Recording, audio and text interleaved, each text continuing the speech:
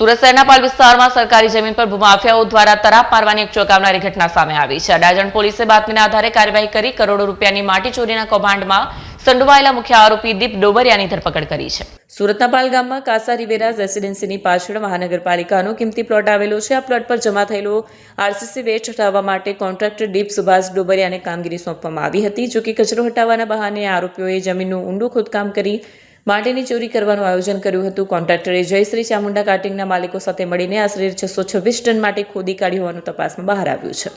આ સમગ્ર કૌભાંડનો પર્દાફાશ ત્યારે થયો જ્યારે પાલિકાના આસિસ્ટન્ટ એન્જિનિયર સિદ્ધરાજસિંહ ભાભોરને ડેપ્યુટી એન્જિનિયર દ્વારા શંકાસ્પદ ખોદકામની જાણ કરવામાં આવી। 27 જાન્યુઆરી 2024ના રોજ જ્યારે પાલિકાની ટીમ સ્થળ પર પહોંચી ત્યારે ત્યાં ગેરકાયદેસર રીતે જેસીબી મશીનો ચાલતા જોવા મળ્યા। અડાજણ પોલીસે તરત ઘટનાસ્થળે પહોંચી 2 જેસીબી માંથી ભરેલી 2 ટ્રકો અને 3 ખાલી ટ્રકો મળી 1.60 કરોડનો મુદ્દામાલ કબજે કર્યો હતો। આરોપીની ધરપકડ બાદ હવે આ કૌભાંડમાં અન્ય કોઈ મોટા માથાની સંડોવણી છે કે કેમ તે દિશામાં પોલીસે તપાસ શરૂ કરી છે।